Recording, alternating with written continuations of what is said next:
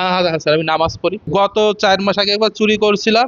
নাটোরের বিভিন্ন মসজিদ থেকে একের পর এক পিতলের ট্যাপকল রহস্যজনকভাবে উধাও হওয়ার ঘটনায় অবশেষে এক ব্যক্তিকে আটক করেছে জেলা গোয়েন্দা ডিবি পুলিশ। দুইজন ট্যাপ চোরকে গ্রেপ্তার করতে সক্ষম হয়েছি। এরা বিভিন্ন সরকারি স্থাপনা যেমন মডেল মসজিদ এবং বড় বড় দালান, এগুলোর দামি দামি যে পিতলের ট্যাপ আছে এগুলো তারা চুরি করে নেয়। চুরি করে নিয়ে মিজানুর রহমান সেই খুলনা থেকে এসে এখানে এই চুরির কাজে নিয়োজিত থাকে। চুরি করে সে পিতলের ট্যাপ চুরি করে প্লাস্টিকের ট্যাপ লাগিয়ে দেয়। অভিযুক্ত মিজানুর রহমানের বাড়ি খুলনায়। পেশায় তিনি একজন স্যানিটারি মিস্ত্রি। ডিবি পুলিশের ভাষ্য, প্রায় 7 মাস আগে মিজানুর রহমান নাটোরে আসেন। নিয়মিত বিভিন্ন মসজিদে নামাজ আদায়ের সুযোগে তিনি অজুখানার পিতলের ট্যাপ খুলে প্লাস্টিকের ট্যাপ লাগিয়ে দিতেন। পরে চুরি করা ট্যাপ স্থানীয় একটি ভাঙাড়ির দোকানে বিক্রি করতেন। সেখান থেকে সেগুলো ঢাকা সহ বিভিন্ন স্থানে পাঠানো হতো বলে অভিযোগ পুলিশের। এই ট্যাপগুলো কামাল শেখের কাছে তার ভাঙড়ি দোকানে সে কন্টিনিউ এগুলো বিক্রি করে, এবং কামাল শেখ এগুলো এই চোরাই মালগুলো ক্রয় করে করে ট্রাক লোড দিয়ে সে ঢাকায় পাঠিয়ে দেয়।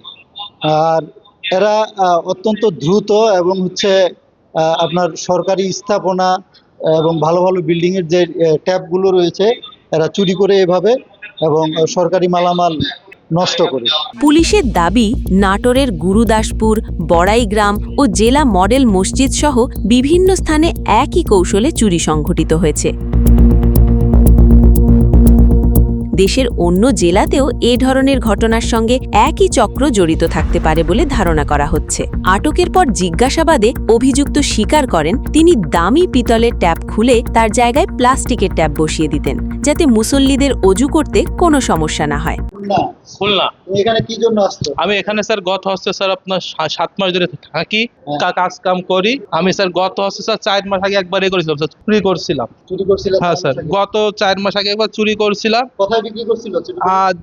ওই দোকান ছিল হচ্ছে এই যে আপনার এনার দোকানে। হ্যাঁ, আর গত আপনার 4 মাস পরে আজকে আবার আমি গেছিলাম আপনার একই জায়গায় চুরি করছো? হ্যাঁ, চুরি করতে গেছিলাম। আর উনার কাছে কয়বার মাল উনার কাছে আপনার মোট স্যার আপনার 3 বারের মতো মাল বিক্রি করেছি। 3 থেকে 4 বার। এগুলো কোথাকার? মডেল মসজিদ না, এইগুলো আপনার স্যার মডেল মসজিদের আছে। আর এমনি আমি যেহেতু আমি স্যার আপনার পাইপ ফিটিং এর করি, কাজ করি, ফিটিংস এর মালও পাই। আচ্ছা, তুমি যে এগুলো যে চুরি করো, ট্যাপ গুলো কি সিস্টেমে কি করো? কিসের ট্যাপ চুরি করো? তখন তো পানি পড়ে যায়। আমি তো আমার কাছে স্যার থাকে আপনার প্লাস্টিকের, আমার কাছে ট্যাপ থাকে।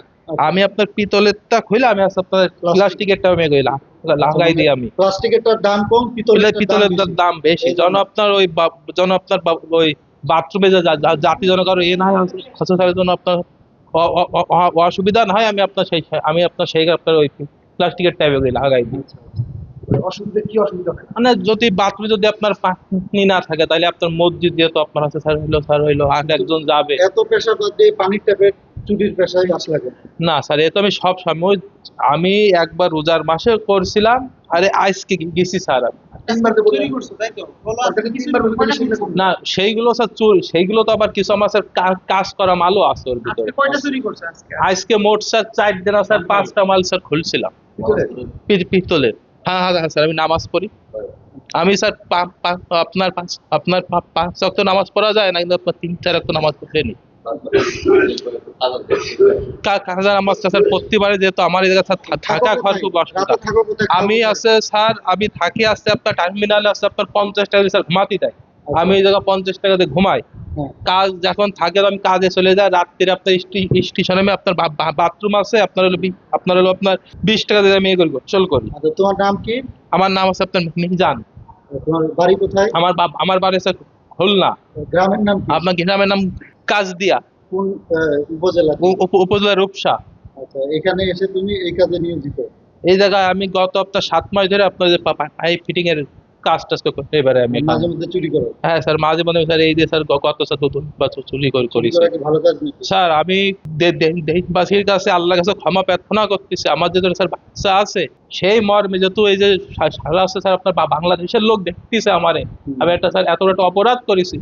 আল্লাহর রাস্তে আমার একটা বাচ্চার মুখের দিকে তাকায় আমার স্যার আপনার ক্ষমা করেন, যেহেতু আমার স্যার ছবি স্যার সারা বাংলাদেশে চলে যাচ্ছে স্যার, আল্লাহ তো স্যার ক্ষমা স্যার দৃষ্টিশীল, আর সব তো স্যার ক্ষমা দৃষ্টিশীল আছে। আমি তো আমি না অপরাধ করেছি ভাই, আমার একটা ক্ষমা নেই, আমার 4 সালের বাচ্চা আছে ভাই, 4 বছরে।